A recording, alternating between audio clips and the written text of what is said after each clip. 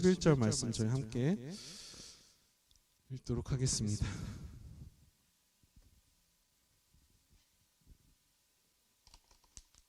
느헤미야 1장 1절부터 11절까지 읽도록 하겠습니다. 하가랴의 아들 느헤미야의 말이라. 아닥사스다 왕 제20년 기슬르월에 내가 수상궁에 있는데 내 형제들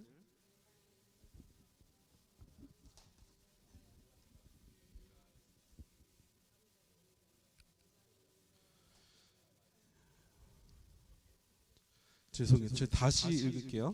저희 이 말씀이 그냥 쭉 저희가 집중해서 잘 읽었으면 좋겠어요. 그러면은 제가 설교하면서 더 설명을 하지 않아도 되니까 아마도 이해하시기 쉬울 거예요.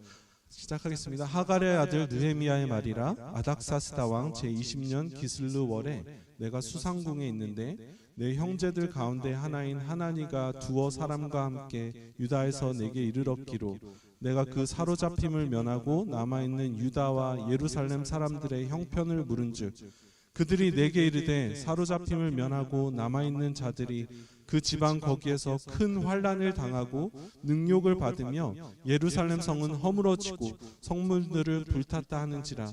내가 이 말을 듣고 앉아서 울고 수일 동안 슬퍼하며 하늘의 하나님 앞에 금식하며 기도하여 이르되 하늘의 하나님 여호와 크고 두려우신 하나님이여 주를 사랑하고 주의 계명을 지키는 자에게 언약을 지키시며 긍휼을 베푸시는 주여 간구하나이다. 이제 종이 주의 종들인 이스라엘 자손을 위하여 주야로 기도하오며 우리 이스라엘 자손이 주께 범죄한 자들을 자복하오니 주는 귀를 기울이시며 눈을 여시사 종의 기도를 들으시옵소서.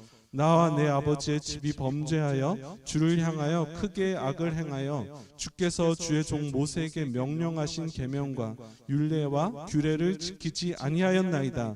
옛적에 주께서 주의 종 모세에게 명령하여 이르시되 만일 너희가 범죄하면 내가 너희를 여러 나라 가운데 흩을 것이요 만일 내게로 돌아와 내 계명을 지켜 행하면 너희 쫓긴 자가 하늘 끝에 이를지라도 내가 거기서부터 그들을 모아 내 이름을 두려고 택한 곳에 돌아오게 하리라 하신 말씀을 이제 청하건대 기억하옵소서. 이들은 주께서 큰 권능과 강한 손으로 구속하신 주의 종들이요 주의 백성이니이다. 주여 구하오니 귀를 기울이사 종의 기도와 주의 이름을 경외하기를 기뻐하는 종들의 기도를 들으시고 오늘 종이 형통하여 이 사람 앞에서 은혜를 입게 하옵소서 하였나니 그때 내가 왕의 술간원이 되었느니라. 아멘. 성도 여러분들, 느헤미야 말씀 잘 아시죠? 잠깐 죄송해요. 이게 에코가 계속해서 울리는데 잠깐만.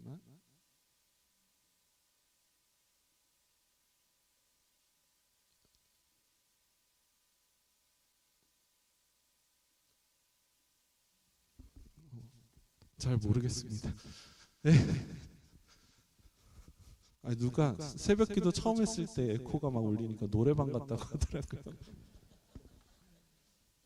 할 수 없습니다.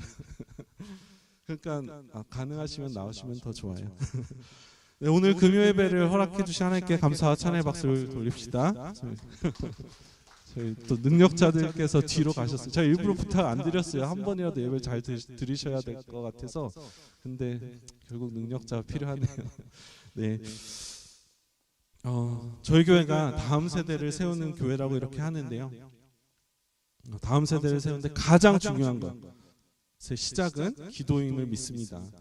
우리 자녀들을 이 컴퓨터에서 나오는 걸 수도 있어요.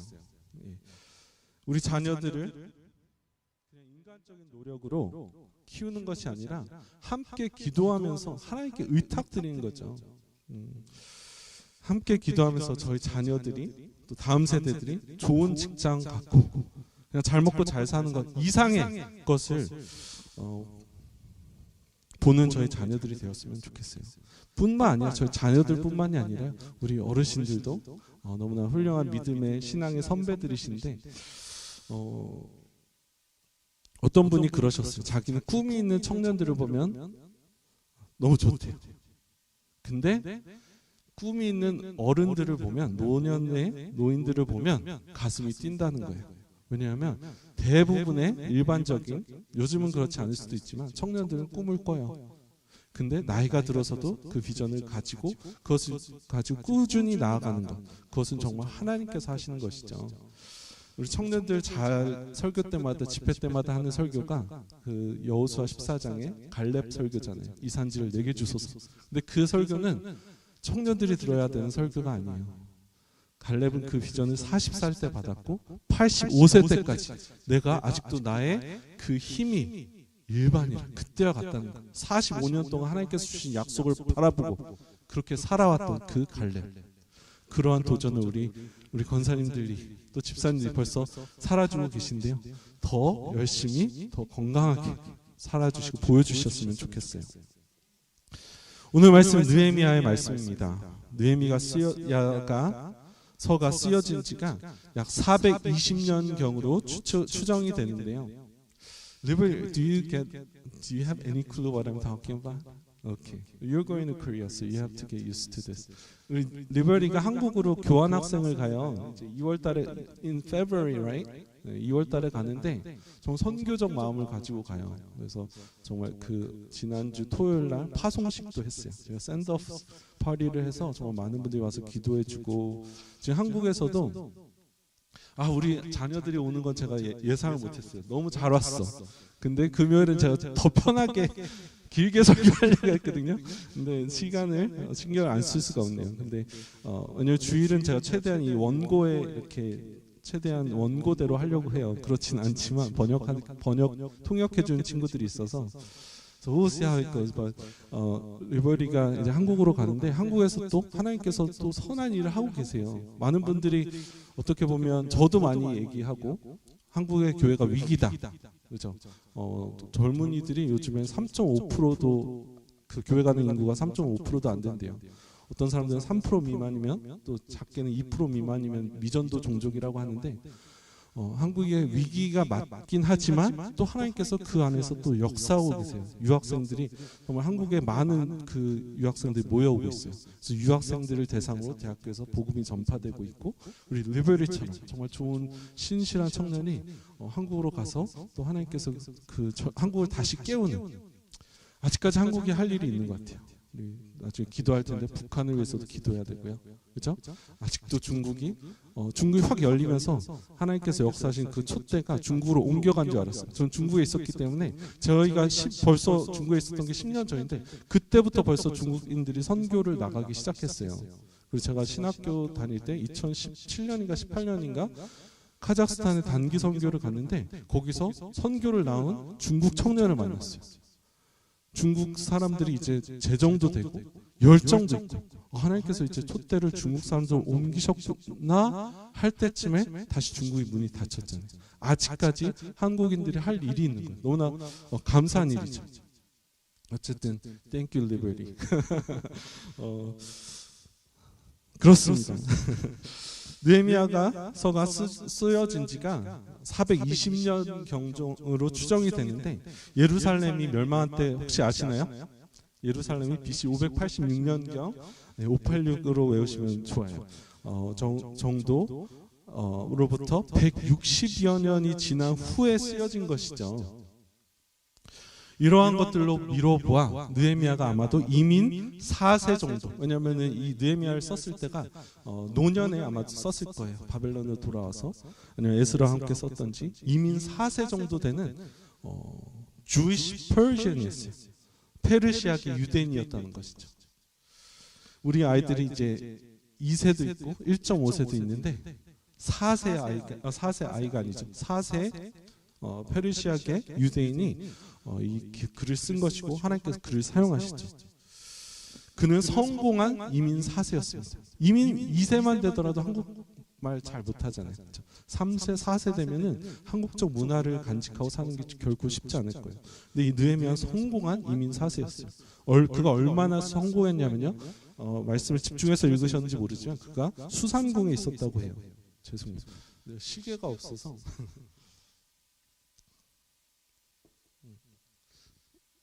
그 전화기를 주세요. 하일리 시계 아무나 좀. 잘 보이는 걸로. 우리 자녀들이 다음 주에 또 와야 되기 때문에 처음에는 좋은 인상을 남겨야지. 이렇게. 다음에 또 와야 돼. 네, 9시네요. 9시 맞죠? 8시. 아, 네. 오케이. 8시입니다. 네. 그가 수산궁에 있었다고 해요. 수산궁은 페르시아 하면 여러분들 성경에 나오니까 뭐 별 감동 없이 들으실 수도 있는데 그 당시에 정말 강력했던 제국이었어요. 로마처럼 강력했던 그런 강대국이었어요. 그 강대국의 수도에 아니면 여름 별장에 거하고 있었던 거예요. 지금으로 따지면 워싱턴 DC에서 백악관에서 이렇게 일을 했었던 것이죠. 그리고 한국말로는 느헤미야가 마지막 절에 보면 막 술관원이 된 것처럼 우리가 생각할 수 있지만 그는 벌써 술관원이었던 것 같아요. 술관원은 뭐 소믈리에 같은 사람이 아니에요. 뭐 와인을 맛보는 사람이 아니고요. 정말 왕의 총애를 받았던, 왕과 대화할 수 있을 정도로 많은 지식과 세계 그런 밝은, 그렇죠? 많은 문물을 겸비한 그런 사람이었다는 거예요. 그리고 당시만 하더라도요. 늘 그 황제들의 독살의 위험이 있었던 거죠. 그 독살의 위험이 있는 그 왕의 그 와인을 술을 맛볼 수 있는 전 왕의 신뢰를 가장 높은 신뢰를 받은 사람이 느헤미야였다는 것입니다. 정말 엄청난 선거 아닐까요? 만약에 저희 자녀 중에서 누가 백악관에서 비서실장으로 일한다면 그 부모님은 정말 온갖 부러움과 그렇죠? 정말 자랑스러우실 거예요. 그렇지 않아도 우리는 우리 자녀들 사랑하지만 그렇다면 더 자랑스럽겠죠. 그렇게 성공한 사람이 느헤미야였다는 거예요. 아메리칸 드림이 성취된 것이죠. 그러한 그가 형제들 가운데서 하나인 하나니가 유다에서 돌아오자 그 사로잡힘을 면하고 남아있는 유다와 예루살렘 사람들의 형편을 물었다고 기록합니다. Do you follow? Okay. 비록 그는 편안한 자리에 있었지만 수상궁이라는 워싱턴 DC에서 정말 성공의 탄탄대로를 걷고 있었지만 그의 사촌이든지 형제가 그 유대 땅에서 돌아왔을 때 그 유다와 예루살렘의 형편을 물었다고 기록해요. 당시만 하더라도 인터넷이 없었고요. TV가 없었어요. 그러한 상황 속에서 조국의 상황에 대해 너무나 궁금했었던 것 같아요. 지금에야 저희 한국 소식을 접하고 싶어요. 아니면 지금은 코스코에 가도 한국 음식이 너무나 많아요. 너무나 신기할 정도예요. 하지만 이민 1세대만 하시더라도 정말 초창기 이민 오신 분들은 한국에 대한 소식을 들을래야 들을 수 없는 저 그 변방에 못 사는 나라 소식을 들을래야 들을 수가 없는 것이죠. 얼마나 자신의 고국의 소식이 궁금했을까요? 그래서 그는 형제들에게 조국의 소식을 물은 것 같습니다. 근데 그가 들었던 동족들의 상황은 너무나 참담했다는 거예요. 3절에 보면 그들이 내게 이르되 사로잡힘을 면하고 남아있는 자들이 그 지방 거기에서 큰 환난을 당하고 능욕을 받으며 예루살렘 성은 허물어지고 성문들은 불탔다 하는지라. 마이크를 바꿔볼까요? 3번으로. 고생하지 마시고.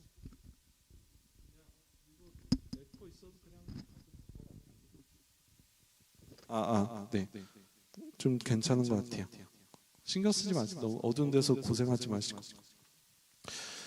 예루살렘에 살고 있는 동포들이 큰 어려움 가운데 있고 능욕을 받으며 살고 있었다는 것입니다. 예루살렘 성전은 벌써 회복이 됐어요. 그렇죠? 하나님의 그 특별하신 섭리로 말미암아 성전이 파괴된 586년 70년 후에 예언이 성취되면서 성전이 재건이 되었어요. 성전이 재건되었음에도 불구하고 수십 년이 지난 후에도 성벽이 없었다는 거예요. 근데 여러분 성벽이 없다는 것은 무엇을 의미할까요? 성벽이 없다는 것은요, 그 예루살렘 도시의 도성에 사는 사람들이 극도의 불안함과 적들의 공세 속에 노출돼서 살아야 된다는 것입니다. 어떠한 보호도 없이요, 적의 공격에 지금처럼 치안이 잘 돼 있었던 것도 아니에요. 그렇죠? 어떠한 방어막도 없이 살아왔다는 것입니다. 벽이 없다는 것은 누구나 원하기만 하면 아무 때나 넘나들 수 있다는 거예요. 경계가 없다는 것은요, 자신을 지킬 수가 없다는 거예요. 늘 깨어 있어야 되고 불안해해야 한다는 것입니다. 막을 방법이 없다는 거예요. 저희 자녀들이 그런 것 같아요. 요즘 지금 세대를 사는 저희 자녀들이 그러한 것 같습니다. 집에 있어도요, 교회에 있어도요, 영적인 경계를 세우는 게 너무나 힘든 것 같아요. 아무리 잘 키워보려고 해도 유튜브를 통해서, 미디어를 통해서, 친구들을 통해서 세상 가치관이 너무나 쉽게 우리 자녀들의 삶 속에 침투한다는 것이죠. 세속의 물결들이 우리 자녀들을 노리고 있다는 것입니다. 그렇기 때문에 저희는 더 이것을 위해서 기도하면서 저희 자녀들을 주께 올려드려야 될 것 같아요. 저희 스스로 할 수가 없는 것 같아요. 성벽은 보호적인 작용도 하지만요, 그 위용도 나타난다는 거예요. 그 성 안에 사는 사람들, 큰 성 안에 사는 사람들은 우리가 이러한 보호 안에 있구나 하는 자부심과 자신감이 있다는 거예요. 평강이 있다는 것이죠. 명나라가 조선시대에 조선이 성을 지을 때 그 높이를 제한했대요. 자기네보다 더 높으면 안 된다고. 중국의 자금성에 가면요, 그들이 왜 한국을 변방의 작은 신하 나라라고 생각하는지 알 수가 있어요. 경복궁을 비교한 데 큰 그러한 웅장한 성벽이 있다는 것이죠. 그래서 고대 왕들은 자신들의 성을 더 화려하고 더 높이 지었다는 것입니다. 큰 성에 산다는 것은 그 안에 사는 사람들의 자부심이었고 자랑거리였습니다. 반면에 벽이 없다는 것은 수치 가운데 살아간다는 거예요. 하나님의 백성들이, 하나님의 이름으로 불리움을 받은 백성들이 수치 가운데, 불안 가운데, 두려움 가운데 떨면서 살고 있었다는 것이죠. 이 소식을 들은 느헤미야는 정말로 놀라운 반응을 보입니다. 아까도 말씀드렸다시피요, 느헤미야는 이민 4세였어요. 이 중에서 저희 자녀들이 한국의 안타까운 소식을 들을 때 얼마나 그 소식을 듣고 울면서 기도하는지 모르겠어요. 정말 한국은 정말 안타까운 상황 가운데 놓여 있어요.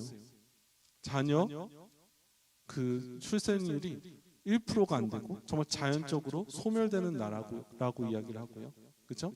마약 가운데, 안보 때문에 정말 안타까운 상황 가운데 있다는 거예요. 그런 소식을 들을 때 모르겠어요. 2세는커녕 1세인 저도 그렇게 막 눈물 흘리면서 기도하지 않는데, 이 이민 4세였던 느헤미야는 그 소식을 듣고 눈물 흘리면서 금식하면서 기도했다는 것입니다. 정말 성공의 가도를 달리는 그 느헤미야가, 아쉬울 것 없었던 그 느헤미야가 고국의 소식을 듣고 눈물로서 기도하면서 금식했다는 것입니다. 성도 여러분, 주님 우리의 눈물을 사용하시는 줄 믿습니다. 눈물을 회복해야 되는 줄 믿습니다. 하나님께서는 우리에게 주신 그 하나님의 마음이 느헤미야에게 전달된 것이죠. 그리고 그 하나님의 마음을, 아픔을 알았던 느헤미야는 눈물로써 주님께 기도했을 때 하나님께서 그 눈물을 사용하셔서, 그 아픔을 사용하셔서요, 또 이스라엘 백성의 아픔을 사용하셔서 다시금 이스라엘 백성의 예루살렘의 성벽을 짓는, 하나님의 백성들이 다시 하나님의 백성답게 살 수 있는 그런 기회를 만들어 주신 줄 믿습니다. 그래서 아픔은 사명이에요. 눈물은 사명이에요. 어떤 사람들은요, 미혼모나 고아들 소식만 들으면 눈물이 나는 분들이 있어요. 아기들만 보면 눈물이 나시는 분들이 있어요. 일본에 대한 소식을 들으면 눈물이 나시는 분들이 있어요. 짜장면만 먹으면 눈물이 나는 그런 분들이 계세요. 이것이 사명이라는 것입니다. 그리고 사명을 발견하는 자는 행복한 것이에요. 꿈이 있는 자는 행복한 사람들입니다. 성도 여러분들은 꿈과 비전을 발견하셨나요? Have you found your vision and purpose yet? If you have found it, you're lucky라고 하면 안 되는데, you're a happy person. 존 파이퍼라는 목사님이 유명하신 분인데 이런 설교를 하셨어요. Don't waste your life라는 설교를 하셨어요. 그런 책도 있고요. 들어보신지 모르시겠는데, 미국의 많은 베이비 부머 세대들이 아메리칸 드림이라고 해서요, 행복한 리타이어먼트를 꿈꾼다는 거예요. 열심히, 물론 우리 어르신들은 정말 열심히 사셨어요. 특별히 베이비 부모들, 부모 세대들은 정말 열심히 사셨어요. 낀 세대라고 하잖아요. 너무나 안타까운 것 같아요. 정말 열심히 부모 세대를 섬기고 자녀들을 키우셨는데 지금은 어디에도 설 곳이 없는 그러한 세대가 부모 세대인 것 같아요. 특별히 한국은요.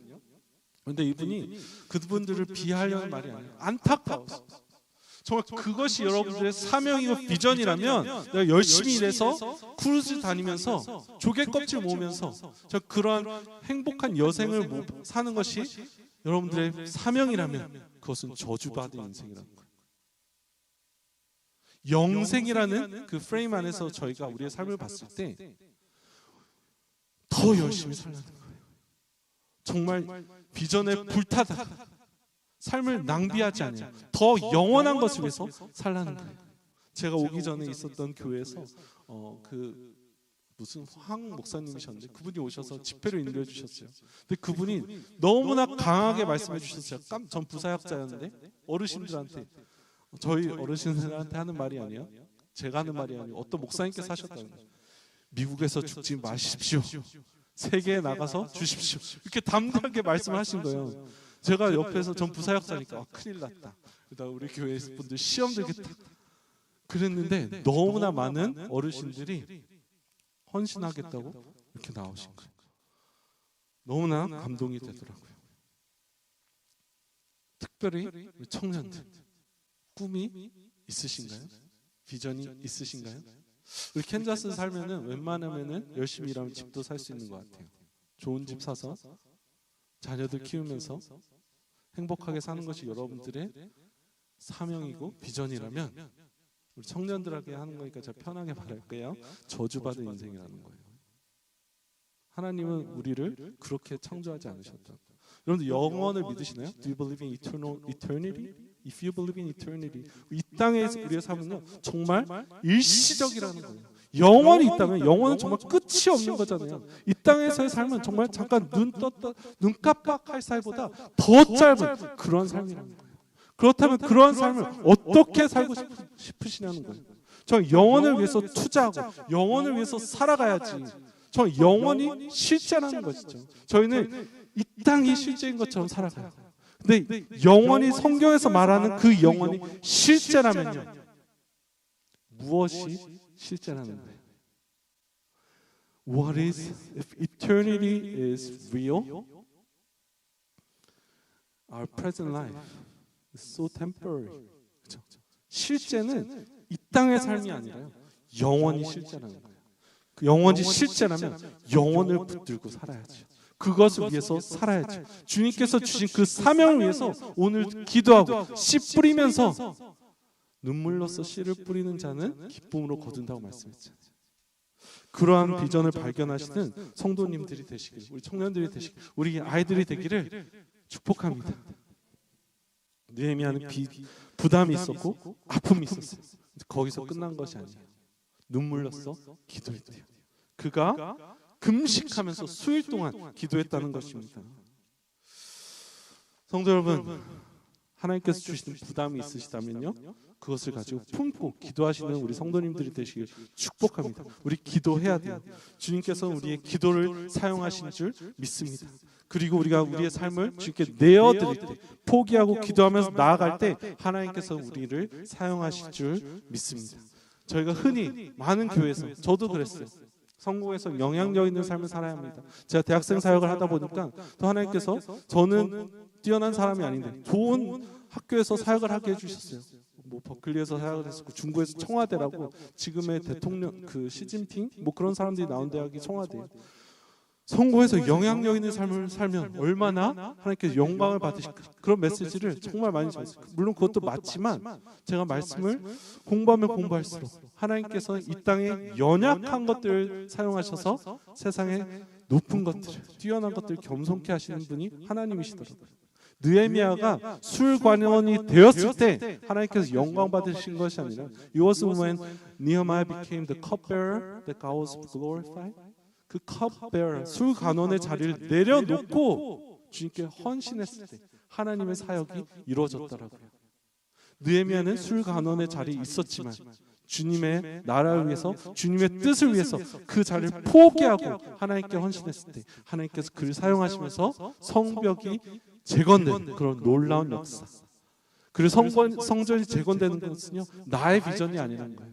성전이 재건이 되어지면 하나님의 백성들이 다시 살아나는 거예요. 우리가 하나님의 비전을 위해서 살아갈 때 우리가 잘 먹고 잘 사는 것이 아니고요, 이 땅에 정말 하나님의 음성을, 하나님의 사랑을 받아야 할 그 사람들이 다시 사는 것, 이것이 하나님의 비전인 줄 믿습니다.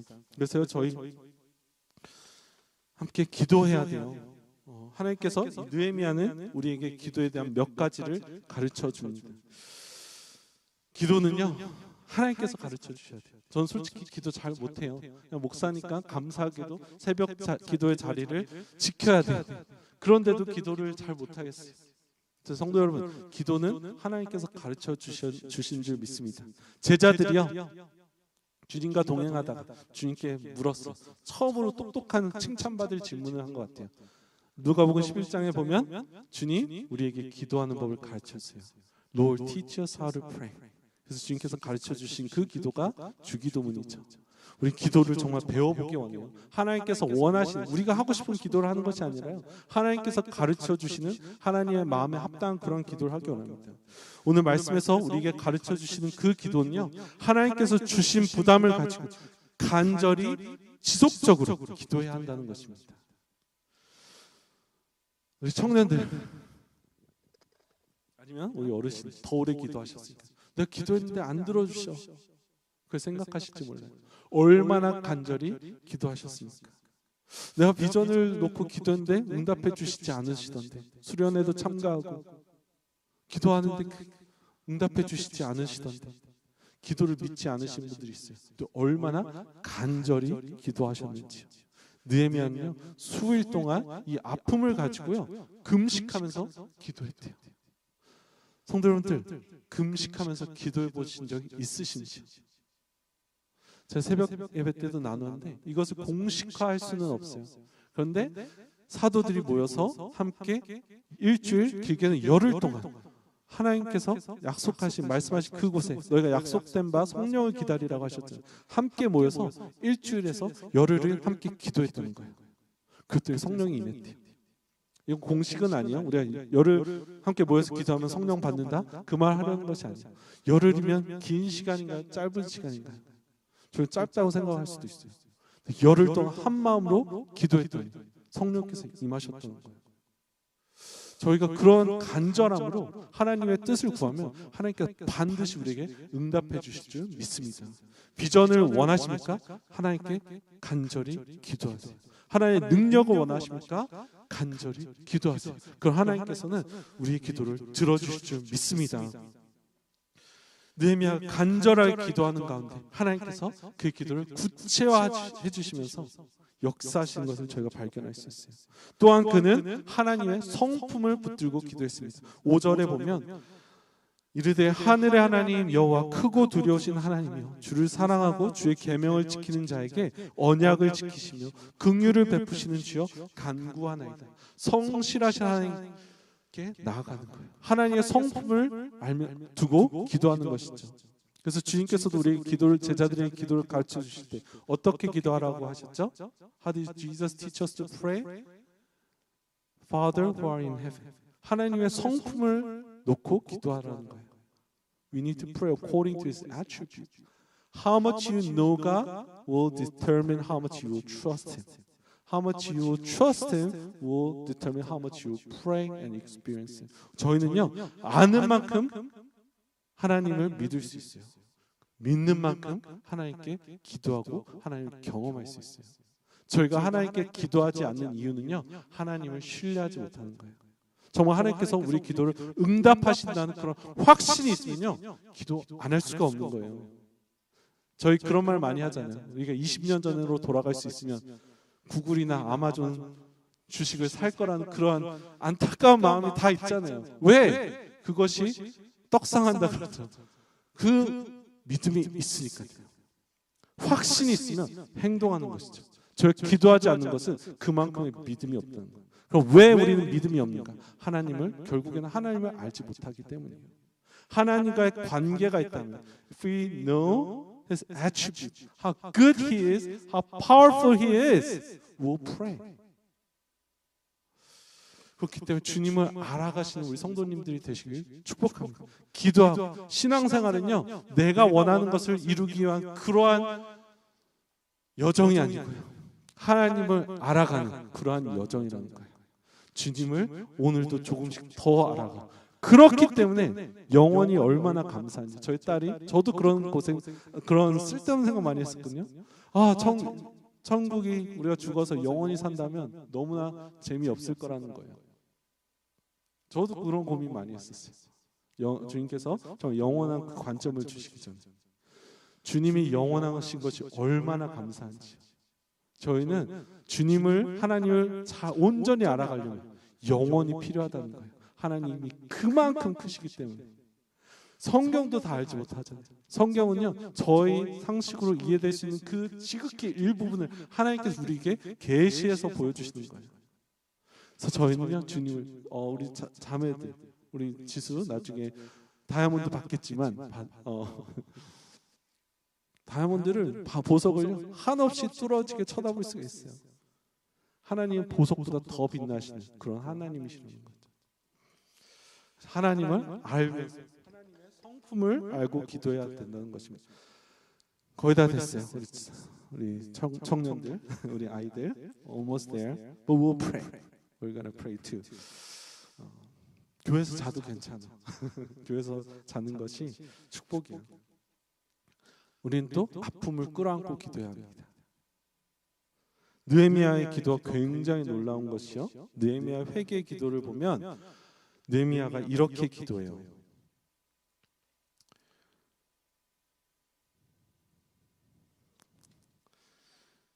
6절에 이제 종이 주의 종들이 이스라엘 자손을 위하여 주야로 기도하며 우리 이스라엘 자손이 주께 범죄한 죄들을 자복하오니 주는 귀를 기울이시며 눈을 여시사 종의 기도를 들으시옵소서.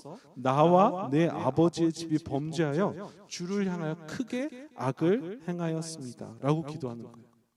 아까도 말씀드렸다시피 성전은 언제, 이스라엘 백성들이 성전 언제 무너졌다고 말씀드렸죠? 느헤미야가 있기 훨씬 전에 100년이 넘은 100년 넘게 그 전에 성전이 회파된 거예요. 느헤미야가 잘못한 것이 아니에요. 느헤미야의 세대가 잘못한 것이 아니고요, 느헤미야의 부모의 선조들이 잘못한 거예요. 근데 느헤미야는 우리의 선조가 죄를 지었다고 기도하는 것이 아니라 나의 아비가 범죄했다고 기도하는 것이죠. 하나님께서는요, 그러한 기도를 기뻐하신다는 거예요. 누구의 탓을 하는 것이 아니고, 하나님 이것이 나의 죄입니다 하고 내가 끌어안고 나를 불쌍히 여겨주세요 하고 기도할 때 하나님께서 그러한 기도를 기뻐해 주신다는 것입니다. 내가 동일한 죄인, 우리는 손가락질하기 좋아해요. 이것이 아담이 죄를 범했을 때 하와에게 주님께서 주신 그 여인 때문에 내가 범죄했습니다. 우리는 손가락질하기 좋아한다는 거예요. 근데 하나님께서 기뻐하시는 그런 회개는요, 하나님 내가 죄인입니다, 나도 동일한 죄성 있는 죄인입니다 하고 기도하는 것을 기뻐하신다는 거예요. 그래서 저희가 우리 교회를 위해서 기도할 때, 또 한국을 위해서 기도할 때요, 하나님 우리의 죄를 용서해 주세요, 나 또한 동일한 죄인입니다 하고 기뻐할 때, 그렇게 눈물 흘리면서 기도할 때 주님께서 기뻐하시는 줄 믿습니다. 저희는요, 말씀에 약속을 붙들면서 기도해야 한다는 거예요. 느헤미야 8절, 옛적에 주께서 주의 종 모세에게 명령하여 이르시되 만일 너희가 범죄하면, 이렇게 말씀을 붙들고 기도해요. 이 말씀은 레위기야 신명기의 말씀을 인용해서 기도하는 건데요, 하나님의 약속을 아는 것이, 아까 말씀드렸죠, 하나님을 알면 알수록 우리가 하나님을 신뢰하게 되고요, 하나님을 신뢰하면 신뢰할수록 더 기도하고 하나님을 경험한다고 말씀드렸는데요, 우리가 하나님의 말씀을 아는 만큼 더 담대하게 기도할 수 있는 줄 믿습니다. More you know about the promise of God, more confidently you can pray to God. 저희 하나님을 알면 알수록 더 담대하게 기도할 수 있는 거예요. 왜? 우리 하나님은 선하신 아버지세요. 그리고 우리 하나님은요, 거짓말하지 않으시는 아버지세요. 저희 자녀들도 있어서 제가 조심스럽지만 제가 최대한 노력하는 것이 적어도 저희 자녀들에게 약속한 것이 있으면 지키려고 해요. 혹시라도 제가 약속을 지키지 않음으로 말미암아 우리 자녀들이 하나님을 향한 그 신뢰를 잊어버릴까 봐. 우리 아버지는 약속을 어기시는 분이야.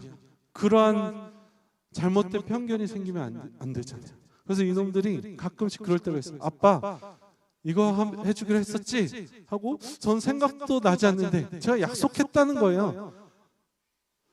저희가 하나님께서 우리에게 허락하신 그 약속을 붙들고 기도할 때 담대하게 기도할 수 있다는 것이죠.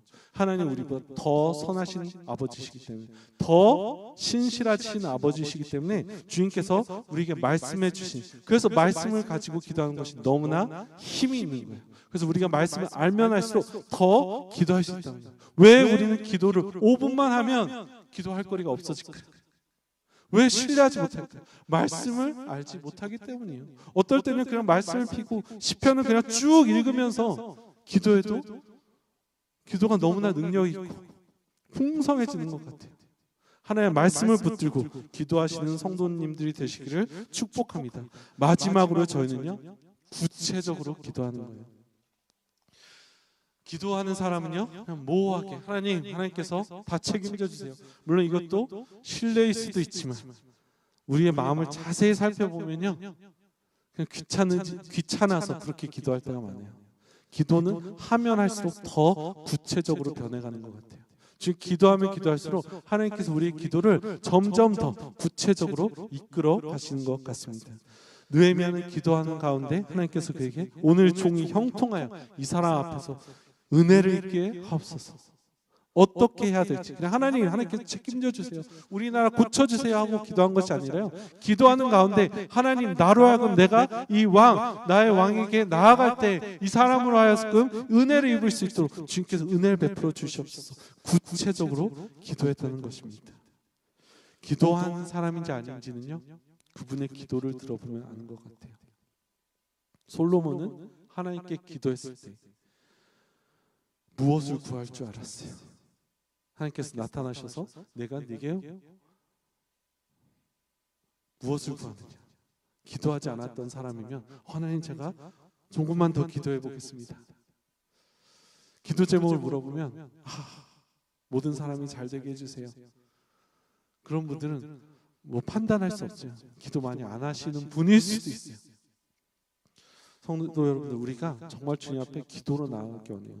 오늘은 저희가 정말 마지막 이제 기도를 시작하는 이 시간이기 때문에 정말 주님 저희에게 기도를 가르쳐 주시옵소서. 그리고 저희가 기도하는 가운데 하나님께서 저희 교회에게 구체적인 기도들을 허락해 주셨으면 좋겠어요. 제가 재직분들과 나눴는데 저희 교회 비전이 무엇인가? 함께 주님께서 주시는 그런 비전을 찾아봤으면 좋겠어요. 이렇게 기도하는 가운데 하나님께서 우리에게 나라를 향한, 민족들을 향한 부담을 주실 것 같아요. 우리가 섬겨야 할 대상들에 대해서 부담을 주실 것 같아요. 그렇게 기도하는 가운데 주님께서 원하시는 기도가 무엇인지 발견하는 그러한 교회가 되었으면 좋겠습니다. 마지막으로 이희돈 집사님이라고요, 벌써 돌아가신 분의 고백을 나누고 우리 함께 기도하는 시간을 가졌으면 좋겠어요. 그 월드 트레이드 센터라고요. 여러분들 아실지 모르겠지만 그게 그 뉴욕에 있는 그 건물이 월드 트레이드 센터가 아니고요. 그 건물을 그 월드 트레이드 센터가 세계 곳곳에 있어요. 그 회사가 쓰던 건물이, 아니 임대해 주던 건물이 그 뉴욕에서 무너진 그 월드 트레이드 센터고요. 그 월드 트레이드 센터의 그 부총재를 하셨던 한국 분이세요. 얼마 전에 돌아가셨는데요, 정말 믿음의 사람이었어요. 기도의 사람이었어요. 이분이 이렇게 고백하셨어요. 지수야 나서 반주 좀 해줘. 영현이도 나오고. 저희 찬양하고 말씀 듣고 찬양하고 기도하는 시간 가질 텐데. 영현이가 여기 있을래? 아니 내가 여기 가지고. 이분이 이렇게 말씀하셨어요. 나는 시간이 없다. 15분마다 스케줄이 잡혀 있다. 삶은 우선순위의 문제다. 무엇을 위해 사느냐가 중요하다.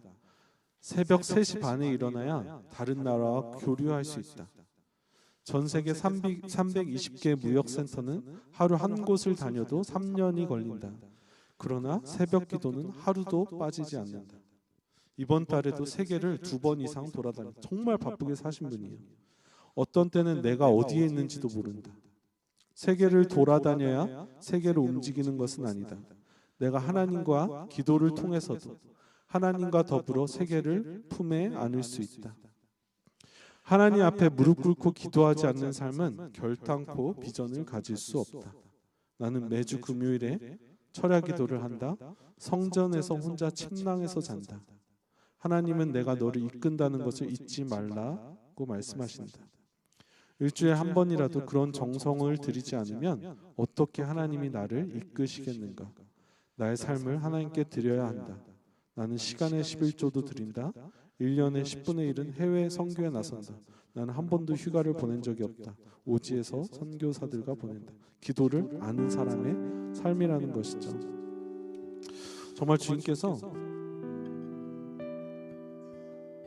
우리 기도를 가르쳐 주셨으면 좋겠어요. 그리고 기도함으로 말미암아 주님을 알았으면 좋겠고요. 주님을 알아감으로 말미암아 주님께서 우리로 하여금 어떠한 삶을 살기 원하시는지 주님께서 주신 그 비전과 사명을 발견했으면 좋겠어요. 정말 이 시간에도요, 너무나 고통받는 사람도 있어요. 성도 여러분들 요즘에 어떻게 지내셨는지 모르겠어요. 저희 많이 춥다고 하잖아요. 곳곳에서 이게 상상이 안 되니까 연락이 오더라고요. 그런데 그나마 저희는 따뜻하게 살 수 있죠. 이런 겨울에 정말 너무나 많은 분들이 추위 가운데, 특별히 노숙자분들도 계시고요. 북한에서 저희 북한을 놓고 기도할 텐데 정말 너무나 추워서 너무나 많은 분들이 죽어가고 있는 것이죠. 이러한 것을 우리만 잘 살면 되는 게 아니에요. 하나님의 사람들은요, 나만 잘 살면 되는 게 아니에요. 저 아버지의 비전을 품고 아버지가 무엇을 아파하시는지 그 뜻을 알고 그것을 위해서 기도로서 제단을 쌓고 그것으로서 성벽을 다시 세우는 그런 우리가 되어야 될 줄 믿습니다. 저희 시간에 함께 비준비하시니 찬양하시면서요, 몇 가지